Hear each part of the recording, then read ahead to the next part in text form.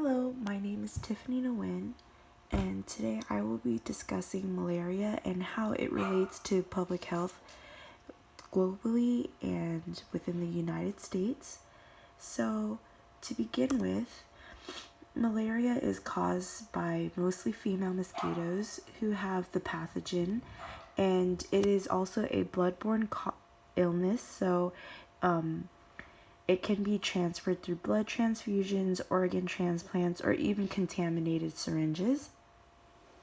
And malaria is an illness that dates back to as close as the 1800s. So with protozoan parasites, it was found in non-human animals such as chimpanzees, orangutans, and gorillas. However, today it is also found in humans, and malaria is mostly based in Africa. However, it can occur at any age and any gender. And this disease is fairly common in Africa, and it transfers from person to person as well as mother to infant, and it's a fairly risky illness that requires precaution.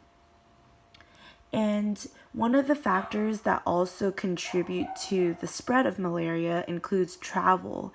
And the reason why travel is a prominent factor to transfer is due to the fact that there are countries at risk and some people who are unvaccinated, as well as people who would travel to, let's say, Africa, and then they come back to their home country and they would then transfer the disease to someone else.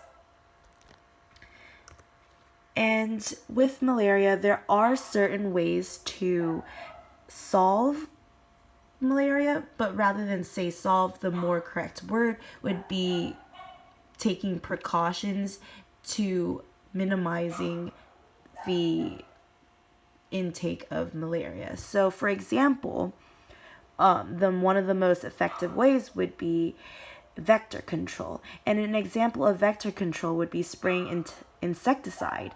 And since malaria is mostly transmitted by mosquitoes, getting rid of these very same mosquitoes that take malaria from one person to another due to them feeding and transferring once they feed again on another person, insecticide could kill down mosquitoes and therefore lowering the risk of malaria. There are also drugs that can possibly treat malaria. However, there is no possible way to eradicate malaria as of today. However, it is not completely impossible, but right now with the resources that the world has, it is not too close to happening right now.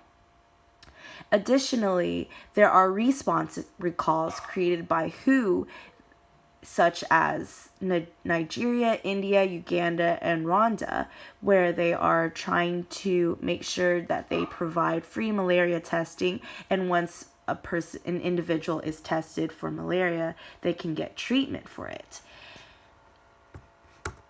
Additionally, malaria can also be prevented, and although there is no one single way to prevent malaria, as of today, the most effective way would be vaccination.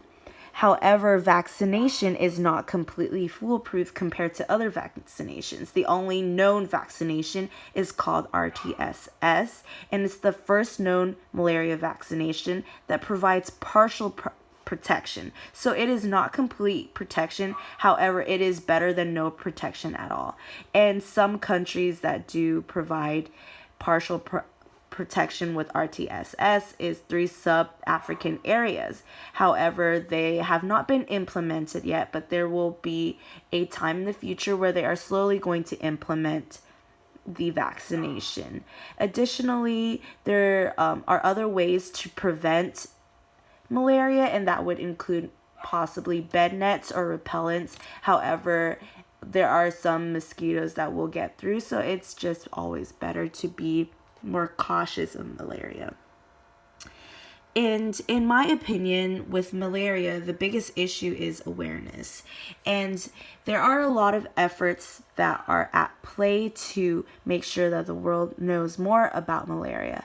However, without knowing cause and effect, many individuals may choose to ignore the issue, or they simply don't know these little steps such as bed nets, repellents, vaccinations, and it may cause the more exponential widespread of malaria. So if more people were to know about it, then reoccurrence would be less possible, and the damage control is more possible in these certain instances. And these are my references for malaria that I chose to use for research for the issue that is ongoing in many countries today.